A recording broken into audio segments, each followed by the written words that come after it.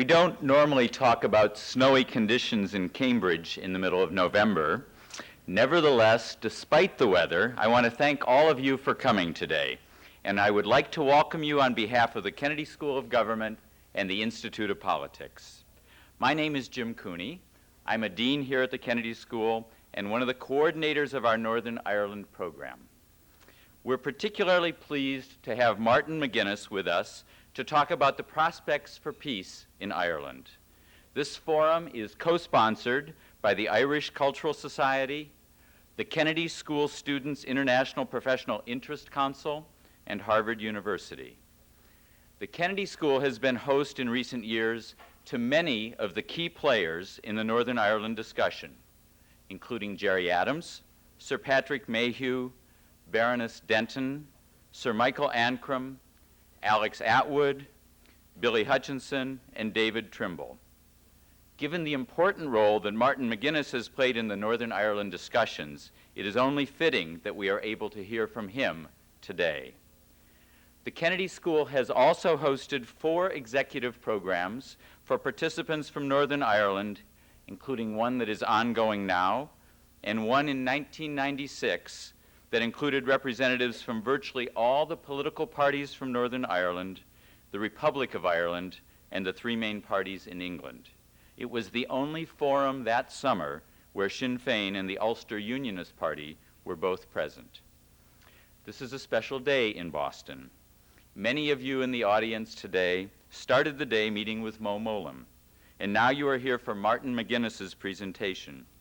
I have to warn Mr. Mcguinness, though, that for some of the audience, the day is concluding with a concert by the Irish rock group, the Saw Doctors. That may be your real competition today. I would now like to turn to Professor Louise Richardson to introduce today's speaker.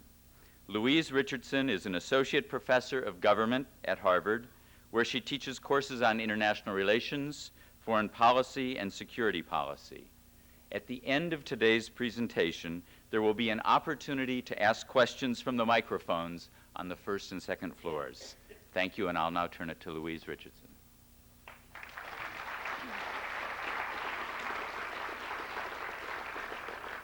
Good afternoon. I'm delighted to welcome Martin Mcguinness here today because I think it would be very difficult to overestimate the importance of the role our guest has in the Northern Ireland peace process.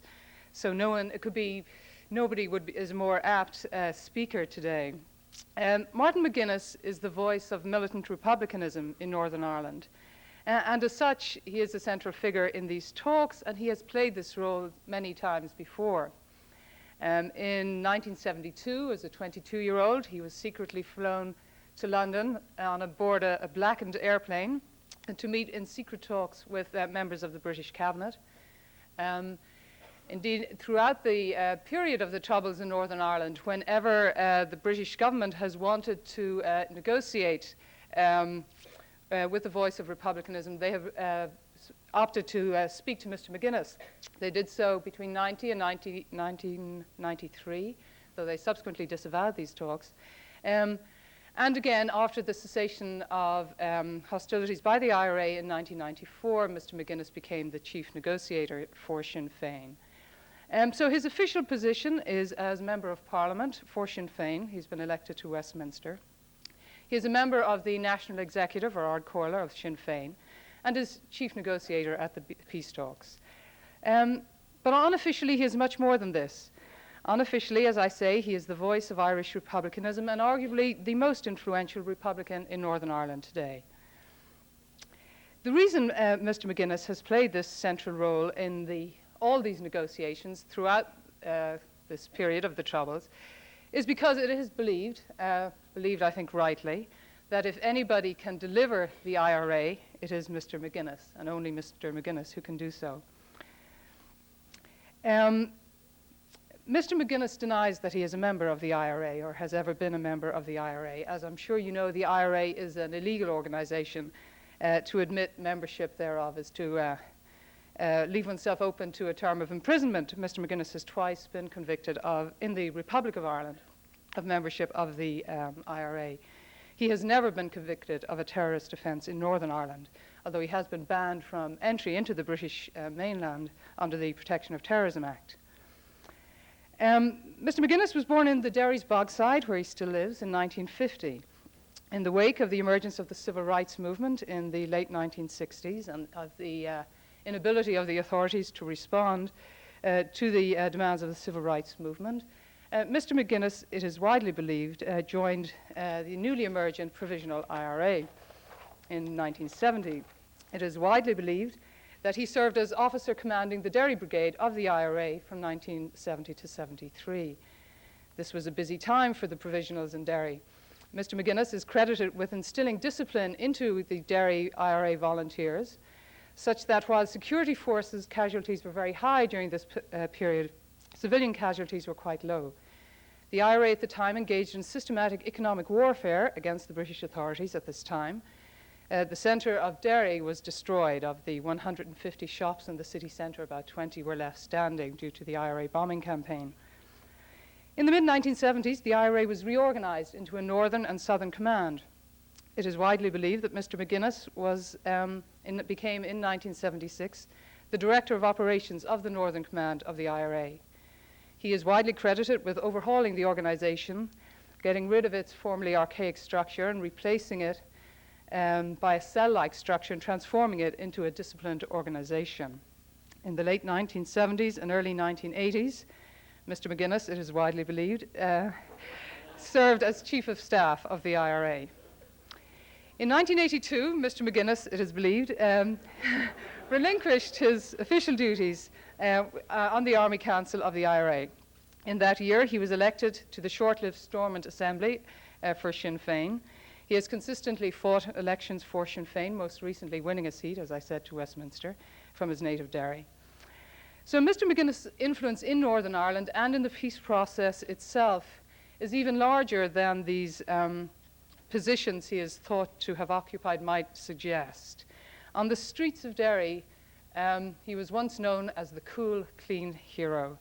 I think the reason his influence is as great as it is has more to do with the force of his personality, the strength of his personality, than these positions he may or may not have held. His reputation for integrity, for personal incorruptibility, and for resolute commitment to the Republican cause is unrivaled in Northern Ireland. I think the writer Eamon McCann captured it best, and I will leave you with his words. He wrote, "Martin is a man who has come to epitomize the indomitable spirit of armed struggle republicanism, and he does so with great charm and amiability." Thank you.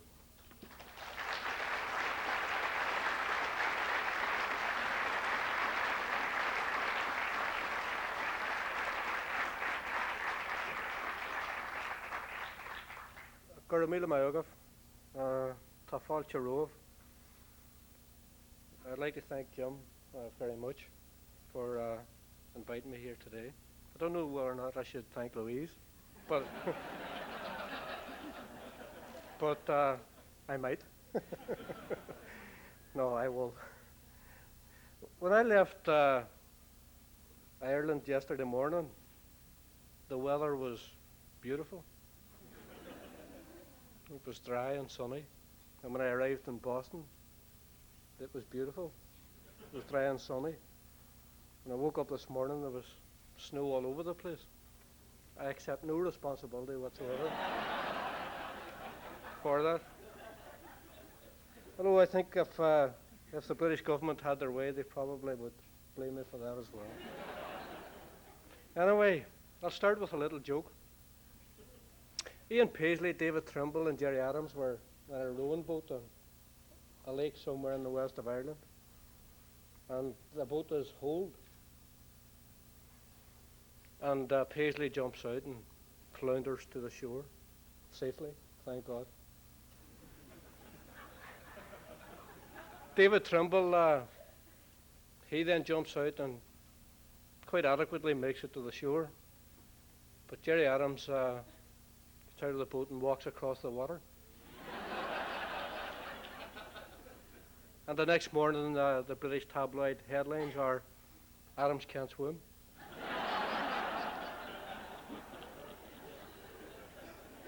That's just by way of showing that many negative things are said about us. And this phrase, while it is widely believed, usually means that it's widely believed by the British military establishment, by the British Army, or by the RUC, or by John Major, or Edward Heath. So the theme of our discussion today is the prospects for peace in Ireland. And I think the prospects for peace in Ireland are better than they have ever been in the course of the last 70-odd years. That said, I think there are significant problems in the way of a peace settlement. And of course we need peace in the north of Ireland, we need it badly. But we also need an end to inequality, we need an end to discrimination, we need an end to injustice, and we need an end to domination. All of which have been endured and inflicted upon the nationalist people, the people that I represent, since the foundation of the northern state. And whilst I've been here, I've read a number of things that have been written. Paddy O'Malley's piece, for example, in the Globe. I attended a breakfast this morning by the New England Circle, where they honoured two courageous women from Belfast, one from a unionist part of Belfast and the other from Republican West Belfast. And it was a considerable discussion lasting some hour and a half. And I just had this feeling as the thing developed and went on that someone coming in here from wherever, in the United States of America, not knowing anything about Ireland, would be of the opinion that the problem in Ireland revolves around the fact that some people believe that the Catholics hate the Protestants and the Protestants hate the Catholics, where in effect the problem is much more complex than that. And the difficulty for me as an Irish Republican is that in most of the analysis that you will read about Ireland, and the question is sometimes asked, who is the enemy? Do the Catholics view the Protestants as the enemy? Do the Protestants view the Catholics as the enemy? And I think really the wrong question has been asked. Because the question really is, who is responsible for what has happened in the north of Ireland? And what is required to put that right? And I think if the truth be told, we are all responsible for what has happened in the north of Ireland. The difficulty is that much analysis centres around the inadequacies of the nationalist or the unionist communities. Centres on the UVF, the UDA, the IRA, the INLA, or whatever. Very little of the analysis, certainly in an international arena, focuses on the responsibility of the British government for all that has happened in Ireland over the course of the last 30 years, 75 years, or 800 years, according to your view of history. But the reality is that Ireland was partitioned against the overwhelming wishes of the majority of the Irish people in 1921. An artificial state was created for the Unionists, where they were in a majority. And my forefathers and mothers found themselves very much in a minority, locked into a state which had a British ethos and which regarded them and treated them like second-class citizens. And I think that the remark which epitomises the mentality which unionism brought to government in the north of Ireland was that by a former unionist prime minister, when he said that they had a Protestant parliament for a Protestant people. And the danger there is that nationalists and Republicans will blame the Protestants as if they were responsible for that. And maybe when I was 20 or 21, I might have done the same thing. But you learn with the years that pass, and you learn that the responsibility really wasn't the responsibility of the Unionists or the Protestants, although they obviously made their own contribution. But the fault for allowing that to happen, the reason that this injustice and inequality and discrimination was allowed to foment itself, the responsibility for all of that, in my analysis, had to be that the British government allowed it to happen. That the British government sat back And because there was no major problem, because the nationalist people were downtrodden, because they were subservient, because they knew their place, didn't put their heads up, then the British government could quite easily live with all of that, and as long as nothing rocked the boat, just let things sit as they are. The status quo was okay. And that went on for decades. And for decades there were, little spots of trouble in the 20s, the 30s, the 40s, and the 50s. And then the explosion came in the 60s. And we have all been living with the result of all of that ever since. And who is responsible is a very important question. And what is required to put that right is also a very important question. And my contention to you is that the British government has to face up to its responsibility, a responsibility that they have run away from since Ireland was partitioned. And of course, during all of those years, the last 25, 27 years, there has been, much heartbreak, much loss of life, much disturbance, conflict.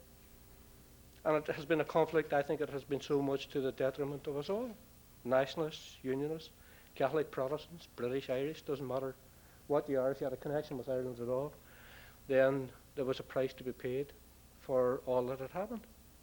And the difficulty about the debate of the last 25 or 27 years is that you end up, recriminating about it, almost. You get into this, what I call the politics of whataboutery. Somebody talks about Enniskillen, an anniversary which has just passed, 10th anniversary, and someone else will talk about McGurk's Bar. Someone will talk about the BBC and the UTV and the broadcasting authorities having a week-long series of programmes about Enniskillen. And within the nationalist community, people will say, well, why were there no programmes about McGurk's Bar when 20 people died? Is it because we're Catholics? Is it because we're Irish? And there have been so many events. In the course of the last number of months, there has been all sorts of speculation that the British government, for example, would face up to what happened on Bloody Sunday. And now we've been told that that might not take place until sometime next year. And Mo Mullen has been here in the United States explaining her position on that over the course of the last couple of days. And it's very important to raise that issue, not in the context of whataboutery, because if you examine what happened on Bloody Sunday and the fact that hundreds of other Irish civilians have been killed by the British Army and by the RUC, it raises very, very important questions about who is responsible. And that's me conceding that we're all responsible, and that if we're all to put it right, we all have to change.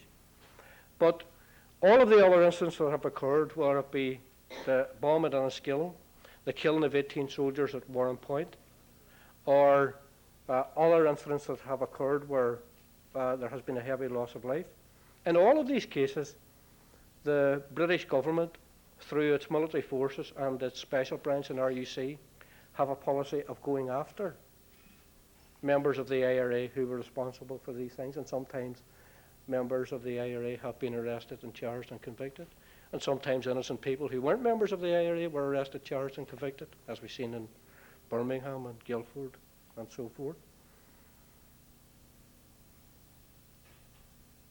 But the British government knows who killed 14 people in the streets of my city 25 years ago. They know the name of every soldier. They know what rifle they used. They know what bullets they used. But the soldiers who done that have never been arrested, never spent one day in prison. And you have to ask yourself the question, if you come from that community, why is that the case? Why do the British have one law for one grouping of people and another law for their own soldiers? There are two famous cases in the north of Ireland of two British soldiers, one called Ian Thane and the other called Lee Clegg, who were both convicted, sentenced to life imprisonment for killing Irish nationalists in West Belfast. Both of them were released after 18 months. At this moment in time, there are IRA prisoners in British prisons who haven't killed anybody, and they've been there 22 years. So you have to ask yourself, what impact does that have on the search for a peace settlement. And there has been so much injustice, so much inequality, discrimination throughout all of those decades was rife. If you were a Catholic, the prospects of getting a job were few and far between. And even now, as we speak, 25 years on, if you're a Catholic in the north of Ireland, you're still 2.5 times more likely to be unemployed than if you are a Protestant. That's not an argument for increasing unemployment among Protestants, but it shows you what has been happening within that state. I come from the city of Derry, overwhelmingly nationalist city. The west bank of the Foyle, where the largest bulk of the population live, is probably 97% nationalist.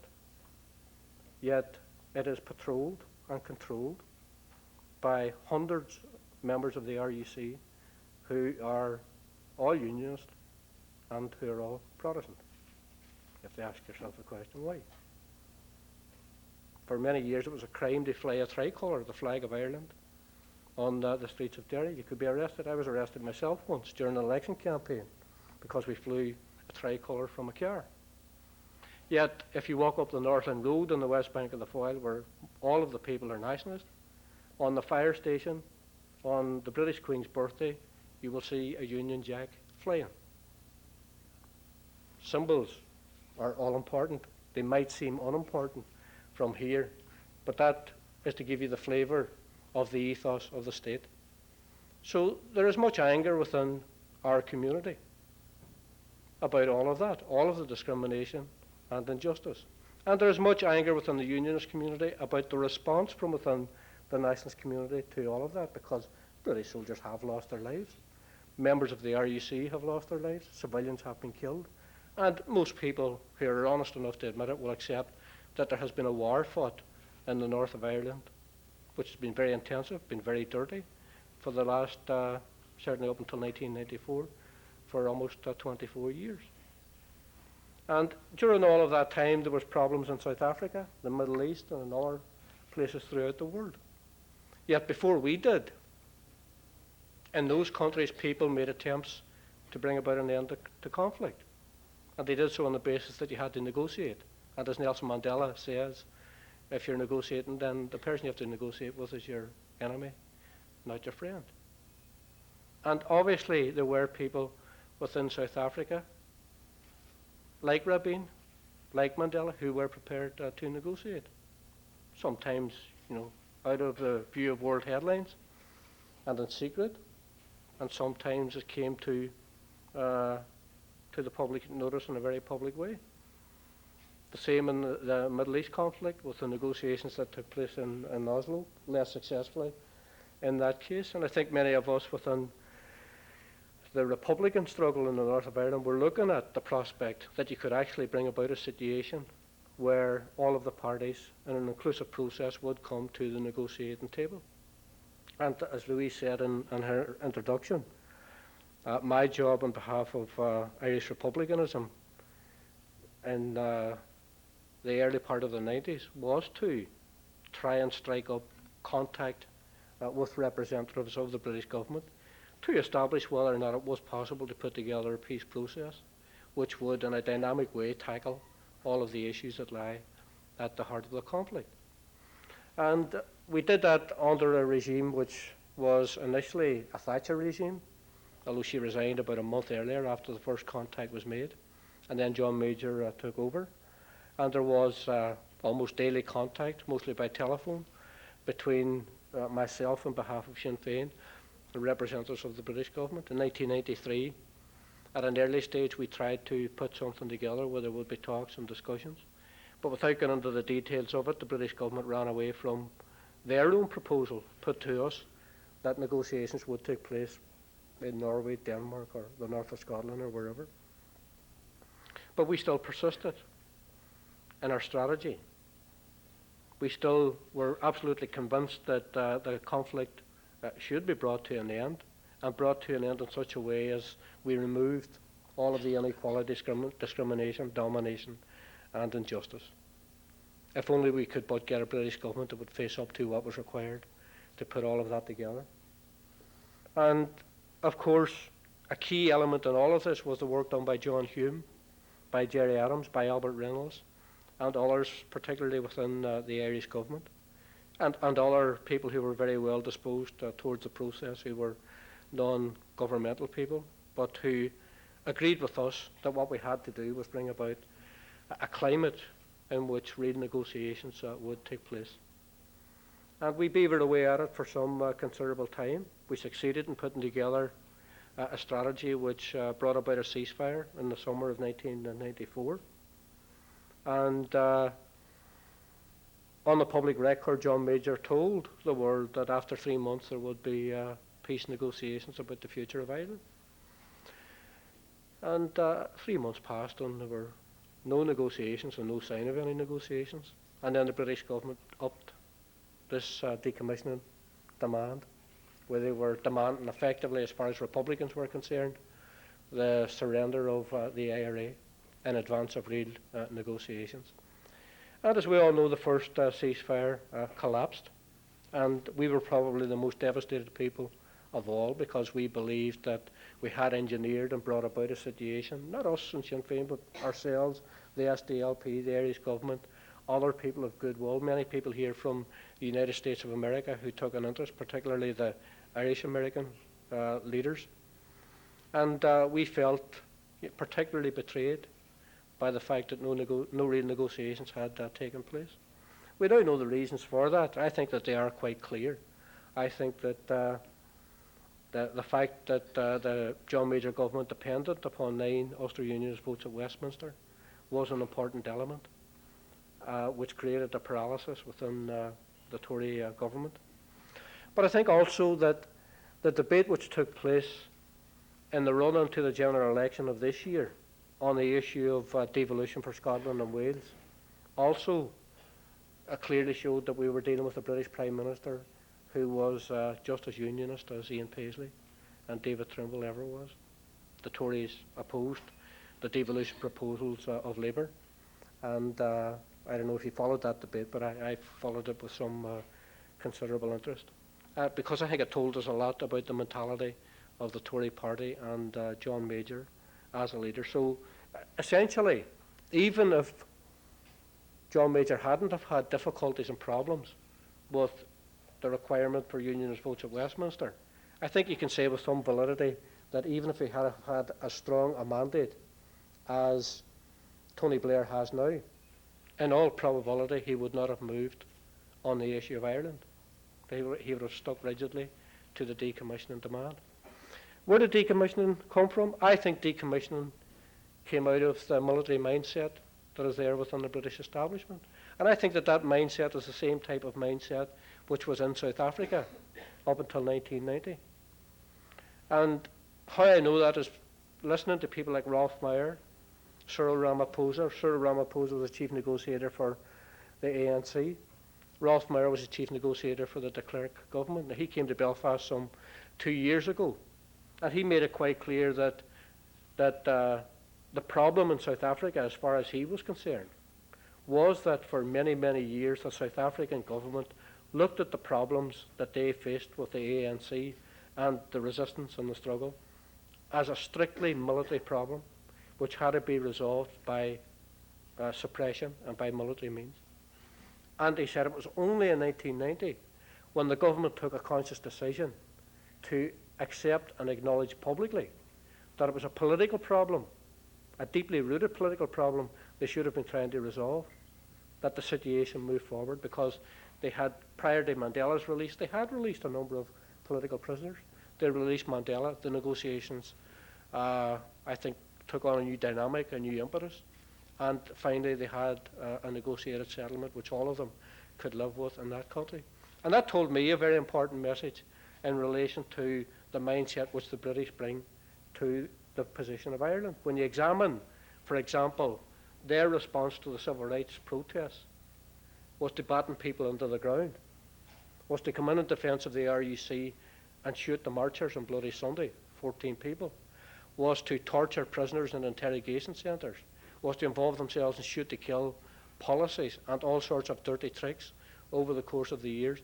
That clearly shows that there was a military mindset at work within the British establishment, who were clearly saying that the way to defeat resistance and struggle in Ireland was to suppress it, was to put it down with force, overwhelming force. And that they tried to do, and in that they failed. Now we have a situation where the major government has fallen, a new British government has been elected, and they have moved to remove the obstacles to Sinn Féin's participation in the talks. And Sinn Féin is now in the talks. We have been there for the last 5 or 6 weeks, and the unionists who announced to the world that they were coming into the talks to confront Sinn Féin have confronted Sinn Féin with a wall of silence. They won't speak to us, and they've refused to negotiate. And Trimble has said that. He's actually, in fact, boasted about that quite publicly at party conferences and in interviews that he has done. And obviously that creates a massive difficulty. It means we're dealing at this stage with a flawed negotiating process, because you can't negotiate unless all of the participants recognise that there is a need for change, and for that change to be fundamental, political, constitutional, and to deal with issues of equality and demilitarisation, including the release of prisoners. The unions, it appears, want to have none of that. And so we've gone through the motions for the last 5 or 6 weeks of producing papers on constitutional issues, nature, form and extent of new arrangements, the relationship of those arrangements with all arrangements, rights and safeguards, justice issues, and everybody has put their position on the table. We have produced extensive documents, as has the SDLP, the Alliance Party, the Women's Coalition, and other smaller groups. The Ulster Unionist Party, just by way of example, submitted a paper on nature, form and extent of new arrangements in Strand 2, which was 8 sentences long. So that gives you some insight into what is happening within unionism. Now, at the same time, I think we have to understand that unionism is frightened, that the unions are very afraid of change and appear to be absolutely dedicated towards resisting change in the north of Ireland. And there's a very deeply rooted suspicion that at this moment in time, the strategy of the Ulster Unionists is to go through until May of next year, voting against everything that would look even remotely progressive in relation to moving the situation forward. And then by May of next year, confronting Tony Blair, the British Prime Minister, after having, bought themselves some 7 or 8 months of time, and putting it up to Tony Blair and saying, well, what now? What are you going to do now? Are you going to implement the contents of the joint framework document? Are you going to do that against the wishes of the unionist people? I don't know if you know what the joint framework document is, but in the spring of 1995, both the British and the Irish governments produced what is called the joint framework documents, in which, most worryingly for the unionists, is a proposal to establish all Ireland institutions with executive powers, seen very much by unions as being part of an evolutionary process by the British, because they've looked at the Anglo-Irish Agreement of 1985, at the Downing Street Declaration of December 1993, and the joint framework documents of the spring of 1985, as part of an evolutionary process towards moving the north of Ireland out of what they call the United Kingdom. And you can see in the course of the talks that the unions are actually more suspicious of the British government, of their own government, than they are of the Irish government, the SDLP, or ourselves. So when I said at the beginning that I believed that the prospects for peace were better than they have been in 70 years, I really believe that. I still believe that there is much hope for the future. But I think that we have to very realistically point out to the British government that they have to move away from a military agenda. Even since the talks began, we have had mass patrolling by the British Army in South Armagh and West Belfast and throughout the 6 counties. Military establishments are still being built as we speak. People are being harassed on the streets. And the question which is being posed by many people is, what benefit is there for the ordinary people within this process if they are not seeing the fruits of the peace process at work. I don't know how closely you followed events in Ireland in the last number of weeks, but there have been resignations from the IRA, and there have been resignations from Sinn Féin. It's very important that people keep all of that in perspective, particularly when within some sections of the Irish media you have journalists, some journalists, they're a small minority, who are not well disposed towards the process that we're involved in, and who are trying to, I think there can be no other word but to say to inflame the situation and attempt to exacerbate it, because they've got their own particular agenda, or they're being manipulated by people who have their own agenda.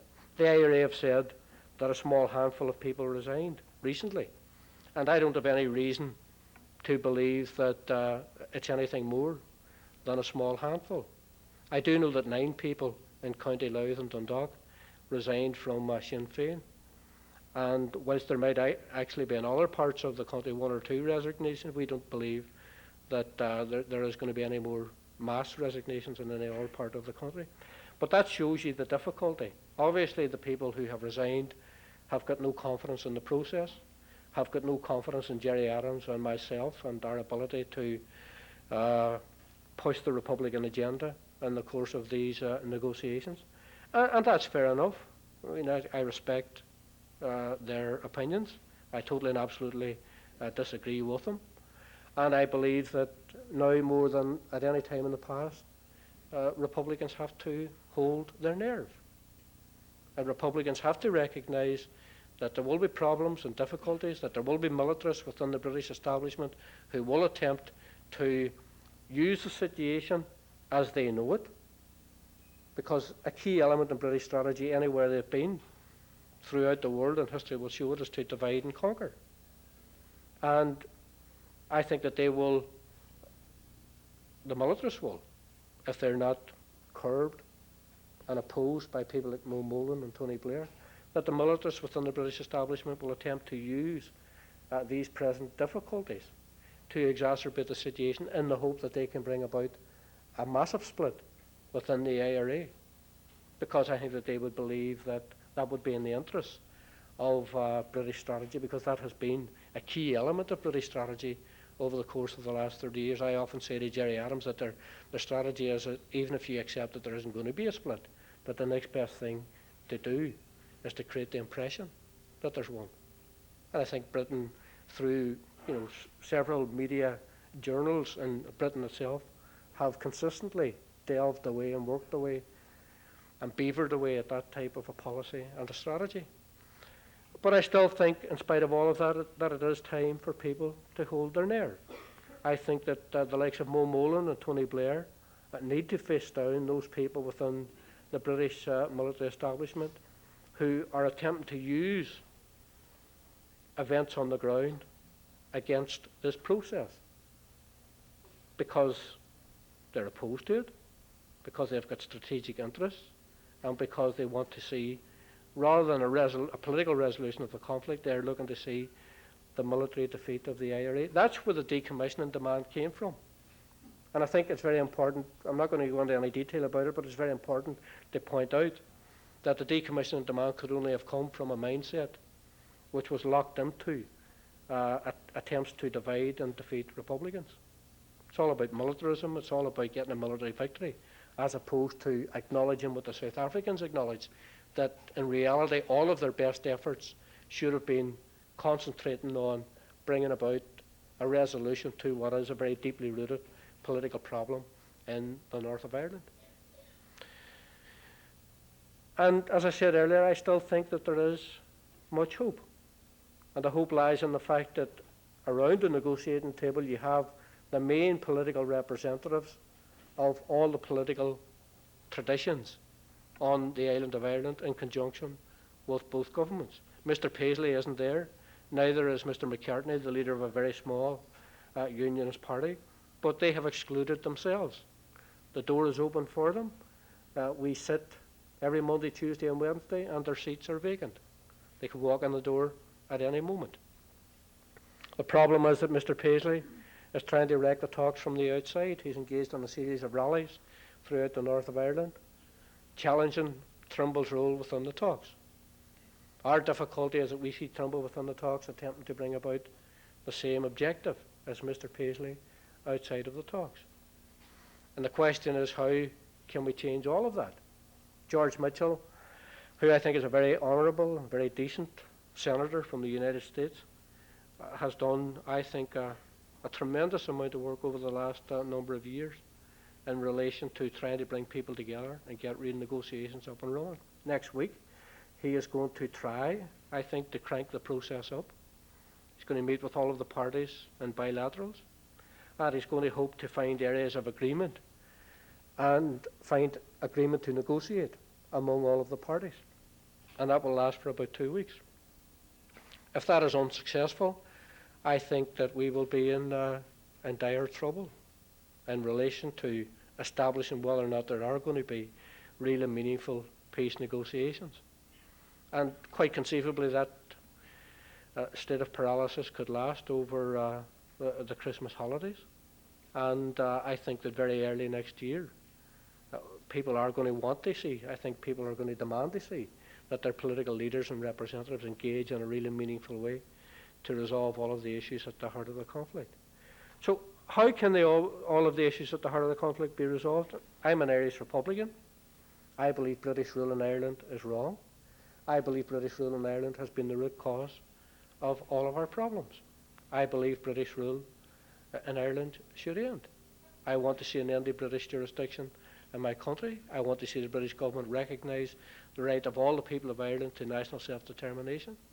And I would like to see, because I believe it is the best way for Ireland to be governed, I would like to see a unitary state on the island of Ireland. But I approach all of that in an open-minded and flexible way, because I recognise there are other people who regard themselves as being British, and I don't have a problem with that, 900,000 of them, who live on our island, who are a special case and who are going to require, I think, special consideration over the course of these negotiations and in the event of a political settlement in the future. They will come to the negotiations with a very pro-British agenda, and I actually don't have a problem with that. The British Prime Minister himself, Tony Blair, a few short weeks after taking power, declared himself to be a unionist, and I don't have a problem with him coming to the negotiating table. As long as when we go to the negotiating table, we engage in a real and meaningful dialogue, and that, I think, essentially requires that we are allowed to put our position as Irish Republicans, that they put their position, and we attempt to have debate and discussion around where all of this is leading, especially when it's against the background of very deep suspicions within the unionist community about the future intentions of the British government. I think that that's a very important and crucial debate which must be had and which we must be all involved in a sincere and meaningful way. And the task and challenge for us has to be to move the talks which are supposedly ongoing at the moment into a dynamic phase of real and meaningful peace negotiations where people can go in and attempt to negotiate with one another about the future of our island. And the two governments have said that the joint framework document they see as being the basis for those negotiations, for the start of those negotiations. I don't have a problem with that. I can still come at that debate from the context of me being an Irish Republican. And it also allows the Unionists to come to the debate from their position, often stated of being British and wanting to remain part of the United Kingdom. In the course of our discussions thus far, the Unionists have said that they reject the contents of the joint framework document as a basis for discussion and for negotiation. So there we have an obvious difficulty. So that's the challenge. The prospects for peace in Ireland, I think, will depend on what happens over the next 2 weeks from now to Christmas, the other side of Christmas, before now and next May. We intend in Sinn Féin to keep our nerve, to continue to push for a change of British strategy and release, in terms of the release of the prisoners, the equality agenda, demilitarisation, the removal of the paraphernalia of war, and to get the British government to face up to the reality that we need to bring about real change in the north of Ireland. Are we going to be successful? I don't know. But we in Sinn Féin are going to try. Even against the background of, what we've seen in the last couple of weeks of resignations.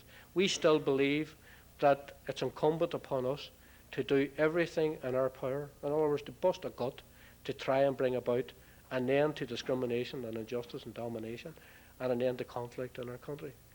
I actually believe the problem isn't intractable.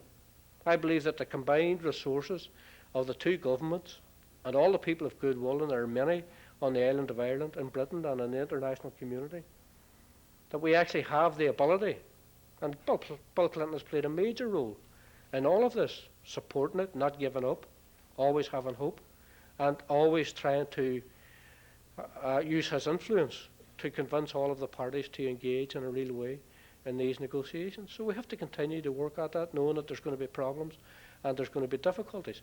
But the biggest problem we face, I think, centres on people on the ground seeing the benefits of the peace process. If people out in the streets are not seeing the benefits of the peace process, then I think that we're all going to be in very, very great difficulty, because the nature of our society means that there will be conflict on the ground and on the streets, and we have to try to avoid all of that. Christmas is coming. The prisoners issue is a very emotive issue. It's not lost on people that British soldiers who killed Irish nationalists are released after a couple of months, and they're still IRA prisoners in British prisons for 22 years, held in segregated, dehumanising conditions. All of these matters have to be faced up to, and there's a Rubicon there that the British government have to cross. The British government have to face up to the reality that a security agenda is not going to work, and that they must be involved in a dynamic process of real and meaningful peace negotiations about the future of Ireland with the rest of us. That's what we're trying to bring to all of this. I don't know if what I've said to you has enlightened you in any way. I don't know if it has depressed you or demoralised you or whatever. I hope it hasn't, because it certainly hasn't demoralised me. It hasn't demoralised Jerry Adams. It hasn't demoralised the Sinn Féin leadership. We're saddened and disappointed that some small number of people have left. But the reality is we have a responsibility to try and plot a course away from conflict, away from inequality, away from injustice, away from discrimination, and away from domination. And the logic that I bring to all of this is that at the end of the day, should it be next year, 5 years from now, or 10 years from now, anybody with a sane thought in their head will have to concede that this problem will only be resolved as a result of a negotiating process at the negotiating table. So therefore, why should another person lose their lives? Why should another person go to prison for life? Why should injustice and inequality and discrimination continue? And I think if there's enough goodwill, and I think that Mo Molan has shown herself and Tony Blair to be well disposed towards removing the obstacles to Sinn Féin's participation, if they will go along the road that the clerk went along and acknowledge publicly that we have to politically resolve this problem as opposed to continuing to build military fortifications and put soldiers on the street, then I think we will go a long way towards resolving the problem. What is working to our benefit, and I'll finish with this, is the fact that within the unionist community, the unionist business community, the Protestant churches, there is a tremendous support for political negotiation. And that's the funny thing about it. Paisley, I think, is working to the lowest common denominator out there. He's exhorting people to have nothing to do with the process. Yet all the evidence clearly shows that now there exists a sizable section, probably a majority, of Unionists and Protestants in the north of Ireland who agree that political negotiation is the way forward. What we have to find now is whether or not David Trimble is going to have the courage as a political leader to come and sit down, to engage in dialogue, discussion, and real negotiation about the future of our island. If he's prepared to do that, with the support of the two governments and all of the other parties and the international community, then the prospects for peace in Ireland are very, very good indeed. The next couple of weeks will show whether or not that will be successful. I pray to my God that they will, because I think it's the only way forward.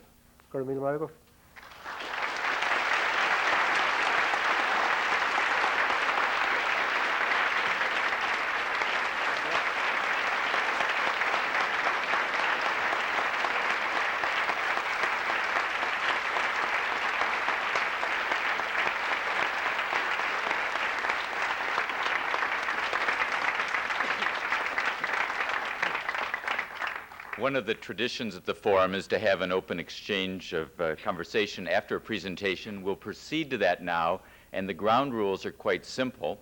I'll ask people to proceed to the 2 microphones here and the 2 microphones up there. I've asked Professor Louise Richardson to pose the first question, and I have one other small request. That is, at each of the microphones, could the first person posing a question be a Harvard student? After that, we'll open it to the public. I'll remind you that questions end with a question mark. Please don't have comments, and please ask just 1 question per person as well. Louise, and I'll ask each person also to identify yourself too. Louise, the first question. Louise Richardson. Thank you. I very much enjoyed your talk. I found it a very sobering talk, but I would like to pick up on just one line. You said, if we are all to put it right, we've all got to change. It seems to me if one focuses on the questions that you articulated as being the most important ones, who is responsible, that's focusing on the past, and it's not going to get things forward. So I wonder if we could get you to be specific about the future, where you see the philosophy of republicanism changing. Do you have any confidence that there will be a change in the unionist position? But more particularly, if it is the case that republicanism has to change, where do you see that change coming from?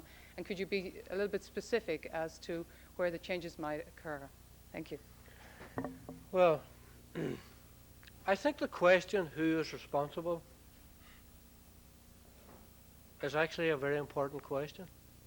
And I know that it runs the risk of accusation that you're harking back to the past. But the difficulty is this. The difficulty is what I attempted to articulate earlier, that the analysis which the British portray across the world is that there's a tribal conflict in the north of Ireland between the Catholics and the Protestants. And we're there with our soldiers, keeping them apart. And I mean, these are the same soldiers that have killed hundreds of people and who have made massive contributions towards the exacerbation of the conflict in the north of Ireland. And how do we know that? The evidence is there before us. I was a very young person at the time of the civil rights protests, knew nothing at all about politics, nothing whatsoever, lived in the streets of Derry, left school when I was 15, and my first brush with sectarianism was when a local garage advertised in the local paper for an apprentice mechanic in the garage. And I'm called Mcguinness. There are many Mcguinnesses in the north of Ireland, and many of them spell their names differently from me. And by the way you spell your name, that's the way you're known. You're either a Catholic or a Protestant. So I went along to the interview, and I was asked my name, and I said Martin Mcguinness. I wasn't asked my address. The next question was, what school did you go to? And I said, to the Christian Brothers, Brow of the Hill. We'll send you word. End of interview. And I walked out of the garage and I just didn't know. Because I was 15 years of age, I didn't know what was happening. I thought maybe the guy didn't like the look of me or whatever. And it was only then I realized when I went home and told my parents I didn't get the job because I was a Catholic. Wasn't even considered for the job because I was a Catholic. The garage was a Protestant unionist garage. Now somebody's responsible for that. The easy answer is to blame the garage owner. You can say, well, he didn't give me a job because he's a Protestant, or he didn't give me a job because he's a unionist. And maybe when you're 15, that's a simple thing to do. But I blame the British government for that. I blame the British government for the fact that if you're a Catholic now in the north of Ireland, even 25 years on, longer from the civil rights protest, you're still 2.5 times more likely to be unemployed than if you are a Protestant. That's the reality. And one of the difficulties that I have in the course of talking to British government ministers, and this is related to your question, is that they come at this from a point of view of, ye are going to have to sort this out. That the responsibility for resolving the conflict in the north of Ireland resides in the leadership of the unionist parties negotiating with the leadership of the SDLP and Sinn Féin. And my difficulty and problem with that is that if that is the analysis that the British government are bringing to the negotiations, there will never be a negotiated settlement in the north of Ireland because the unions will never agree to one. Therefore, the question of who is responsible comes into play, because the question isn't who is responsible solely in terms of the past. The question is who is responsible for putting it right, and who is responsible for moving the situation forward against the background of a reality, publicly stated reality, that the unionists are not willing to negotiate. I mean, it begs the question, for example, that by May of next year, we arrive at the end of the negotiations, and the unionists have still refused to talk to Sinn Féin, still refused to negotiate, and there's no political settlement. We all know if there's no settlement, there isn't going to be a referendum, because what is there to put to the people? And the question then is, what do the British government do then? Are the British government telling all of us that the unionists are going to have a veto forever? That they're going to remain in a state of paralysis and they're not going to move the situation forward? Now, that might not be the case. The British government might decide to do something very dynamic and adventurous.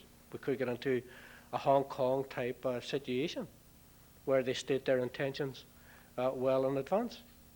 But I actually think that the British government have to come in to these negotiations in a very dynamic and powerful way. And they have to be there, because the Irish government aren't saying, they're not saying, it's up to ye. They're accepting their place at the negotiating table as participants and as negotiators, willing to negotiate with all of the other parties. And that's the problem.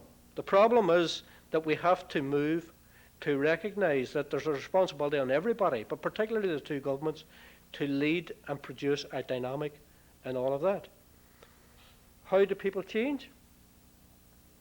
I said that phrase actually comes from, surprised that you picked it up, but it just shows you. I said that to Mo Molan at one of the first meetings in Gerry Adams, and I attended with her. And within a week, she was doing interviews on the BBC, and she was saying, well, I agree with Martin Mcguinness that everybody has to change. So there was progress, because she was saying everybody has to change. But everybody includes the British government. Sometimes when people say everybody has to change, they mean, well, David Irvine and Billy Hutchinson and Martin Mcguinness and Ian Paisley and John Hume have to change. And that's a very dishonest, flawed analysis. British government have to change as well. Because if we have a situation where the people that I represent in the north of Ireland feel discriminated, feel that they're being treated like second-class citizens, then somebody has to move to resolve that issue. For example, the whole equality debate, in terms of employment, the treatment of those people who wish their children to be taught through the medium of Irish, who get no support whatsoever from the British government. I mean, Irish schools in the north of Ireland have started in wet, damp huts. The teachers were employed by the parents. The money to pay them came from raffles in the most socially deprived part of Western Europe that you ever seen. The Ballymurphys, the Lenadoons of this world. No support or assistance whatsoever, because there's no respect for the Irish language among unionism, and there's no respect for the Irish language in the British government. The issue of symbols is important, of Union Jacks flying in nationalist areas. the British ethos of the state, where to be a Gaelic athletic footballer is to be frowned upon and laughed at by the British. Stopping football teams on the side of the road, preventing teams from getting to matches. Crossmaglen Rangers have had their pitch taken over by the British Army for a helicopter base. The busiest helicopter base in the whole of Western Europe is on their football ground. All of these things have somebody's responsible for it, and it has to change. And the British government are key players. And here in the United States of America, you should not let the British, or me either, let nobody off the hook of their responsibility for what has happened over the course of the last 30 years, or indeed since Ireland was partitioned. Hi, my name's Duncan Hamilton. I'm from Glasgow in Scotland. I wanted to ask you, one of the key assumptions behind the whole Northern Ireland debate is that Northern Ireland is itself desirable. Now, Sorry, as what? Is that Northern Ireland is desirable, i.e. there are counter-claims on Northern Ireland. Maybe it's part of Britain, maybe it's part of Ireland. Now, my contention as a Scotsman, and unfortunately someone who's British, is that the majority of people in Britain don't particularly want Northern Ireland to be part of the United Kingdom.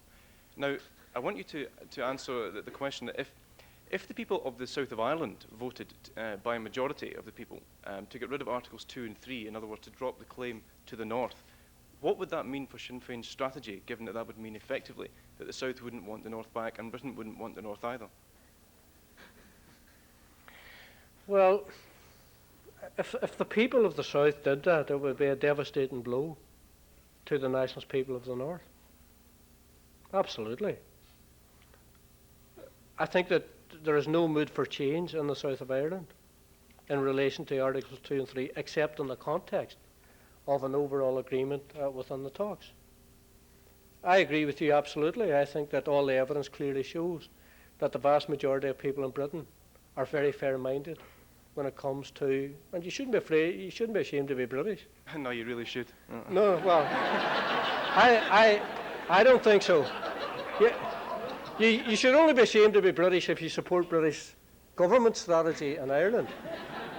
I know many British people who oppose British government strategy in Ireland, and they're all very decent, honourable people who have, absolutely, who have stuck their necks out time and time again.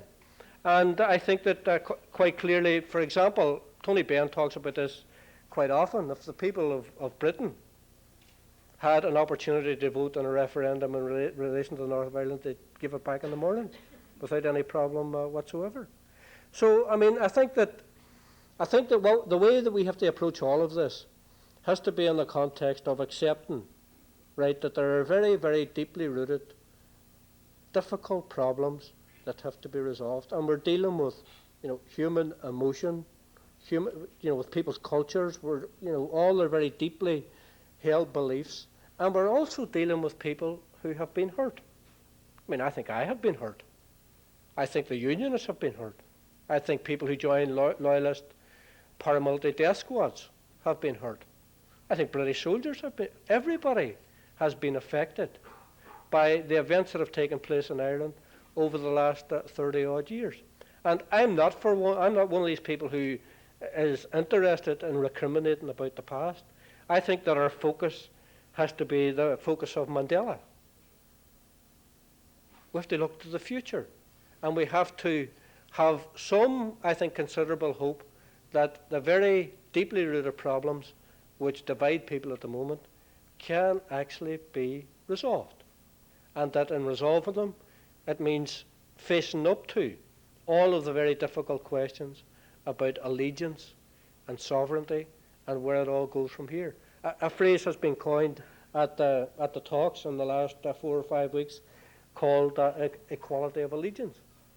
And when it was said, I was watching Jeffrey Donaldson, who's a unionist MP, leaning over to one of his aides at the table and said, well, what does that mean?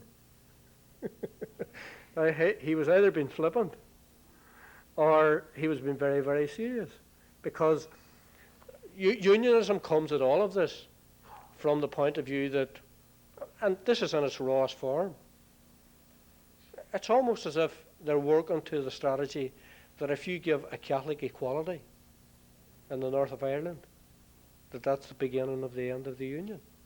And when I pose that question to different people, some people will come back and say, well, maybe they're right. And maybe they're right. And maybe that's something they have to face up to. Maybe that's something the British government has to face up to. Maybe that's something people in the south of Ireland have faced up to. The good thing about all of this is that there is so much goodwill in the south of Ireland and in the north of Ireland and in Britain. And I think here in the United States, I mean, last night I went to the American Ireland Fund dinner and was amazed that so many people from this city, 1,450 people, showed up to play their part and to contribute to the search for peace in Ireland through economic development in disadvantaged areas.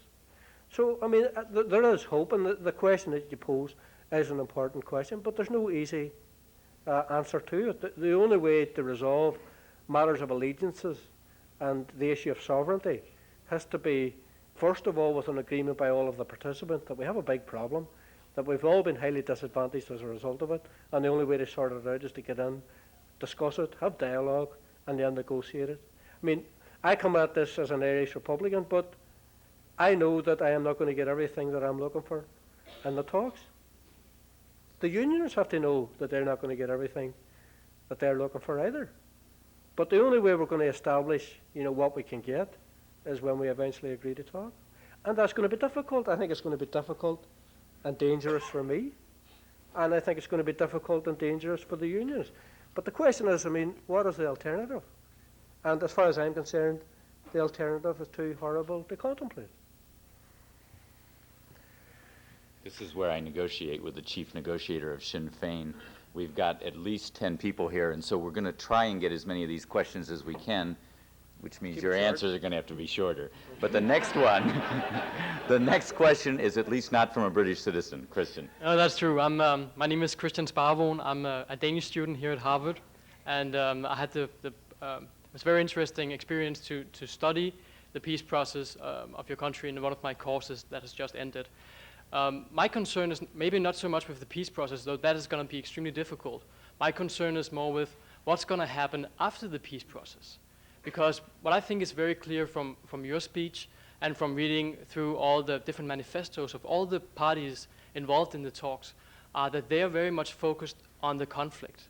The truth is that for now, all the countries and all the parties in Northern Ireland have focused on the conflict, and very little focus has been on the peace or on any kind of building a society after this conflict that could actually work. The fact is that the civil society in Northern Ireland right now is very weak and very fragile. And how do you think that it's possible for your party and for the other parties present at the talks to readjust your focus after, let's hope that in negotiation a peaceful solution is found, to actually start working together on difficult day-to-day political issues like allocating money, like developing a social policy, and issues like that? Yeah, well, I think to some extent that is happening at the moment, but it's happening in too small a way. I think that, for example, in the talks, two of the item agendas in Strand 1 is matters of justice and then rights and safeguards, which is, I think, to some extent futuring the debate on what happens afterwards. Because, I lived in a society where the people that I come from were treated like second-class citizens. The only people in the world who dispute that are the unionists. Everybody else accepts that was the case. Now, the last thing I want as someone who comes from that type of society is to be involved in establishing a resolution to the conflict, which means the Protestants are going to be treated like second-class citizens. So there are massive challenges in all of this for Catholics and Protestants, Unionists and Nationalists. And I do think, and I reiterate the point I made earlier, I think the Unionists are a very special case. And I think that poses a massive challenge to the John Humes and the Jerry Adamses and the Bertie Aherns of this world. And I agree with you absolutely. That's what the talks are about. The talks are about hopefully resolving the conflict, but also looking critically at the future, at what type of a society we're all going to live in the aftermath of a negotiated settlement. Sean Cahill with Peace Watch Ireland. My question is, what role does the orange matching issue play in the peace process? Well, this is a particularly a difficult issue. Orange marches have always been seen, although folklore will tell you, particularly from a unionist perspective, that the Catholics always loved the orange marches. And maybe some nutcases did enjoy them, all right. But the reality is that orange marches are seen, particularly in those areas where there are small isolated nationalist communities. There seem to be triumphalist marches where the unionists are marching up and down in all sorts of top hats and orange sashes, following bands who are playing Kick the Pope tunes and trying to humiliate them. And that's all about hurt, that's all about anger, that's all about domination. And it's all about people saying, well, you're not going to treat me like that. It's all about communities and the likes of the Gerbahi Road saying that the Orange Order, who have an alternative route, which offends no one, should use that alternative route and not march through a Catholic area. I was recently elected as MP for Mid-Ulster. And in Mid-Ulster there are, just by way of example, two towns 10 mile apart. One's called Tobermoor and the other is called Balahi. Tobermoor is 100% unionist and Balahi is 97% nationalist. There are more orange marches in Balahi than there are in Tobermoor. Why is that? That's because the unionists feel this need to march through nationalist towns, nationalist housing estates, and the message that they're delivering with that is that, you know, Paddy and Bridget must know their place. That's what it's all about. We're the boss, we're the top dog, and we have the right to march what they call the Queen's Highway. Now, it's important also to get all of that in perspective. The number of orange marches which cause problems are very, very small. There are 3,000 orange marches. You might wonder what they're doing with all these marches in any given summer in the space of a few short weeks. But there are 3,000 orange marches throughout the north of Ireland. The vast majority of them are no problem at all because they take place in unionist areas and they don't present a difficulty. The difficulty only occurs whenever this half a dozen flashpoint areas, they are demanding the right to march through. And against the background of even refusing to negotiate or talk to the people who live in those areas, that inflames the situation. But great efforts have been made in the course of the last number of years to bring about a resolution to it. We have been to the forefront of that in Derry, where I come from, where we're in the majority, where nationalists are in the majority. The Orange Order do march. They marched in August and they disgraced themselves in the centre of Derry with drinking and fighting and charging the Catholics in the streets. Now, I am not denying them the right to march. I think they do have the right to march. I actually support the right to march, but all I'm asking is them to have a bit of cop on, a little bit of sense, and recognise that in areas where they're not wanted, they should go for alternative routes, and then, as far as I'm concerned, they can march to their heart's content. Okay. This is going to have to be the last question up here. Hi, my name is Paul Callan. I'm an Irish student here. My question is Sinn Féin IRA still committed to establishing what your constitution calls a socialist republic in Ireland? Well, first of all, there isn't any such organisation called Sinn Féin IRA. Sinn Féin IRA is a phrase coined by the Unionists to try and denigrate the very sizable electoral mandate that we in Sinn Féin have. You see, it's very important to understand that I am not a spokesperson for the IRA. I know that people, and I suppose eventually, you know, history will be told and will be told in a very honest way by all of us. But people have to face the reality that 5 months ago, I was elected as the Member of Parliament for Mid-Ulster. I didn't say to people in that constituency, vote for me, I'm a member of the IRA. The only mention of the IRA on the doorsteps was me saying, I'm Martin Mcguinness, I'm from Sinn Féin, I've come for your support.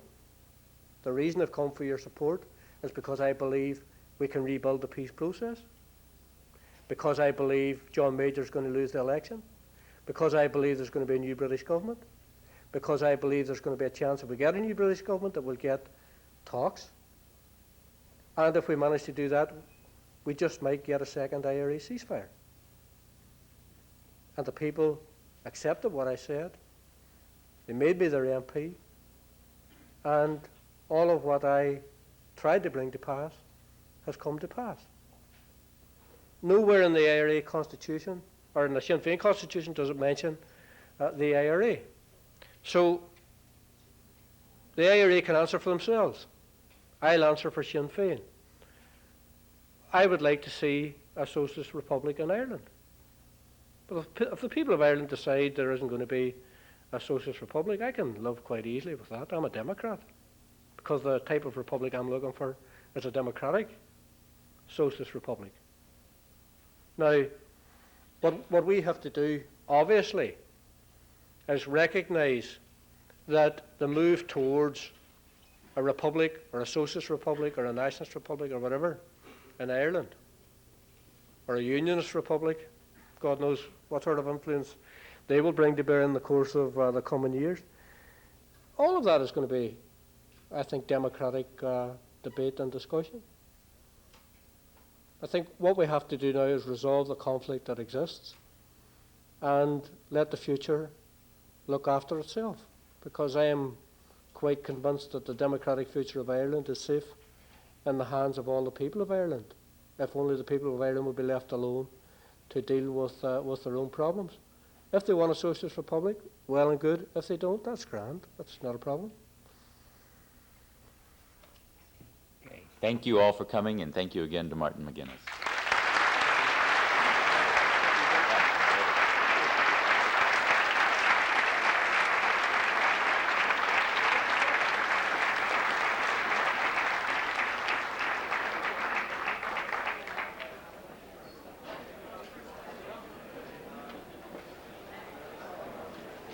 Did I ever watch it? Yeah, I've seen it.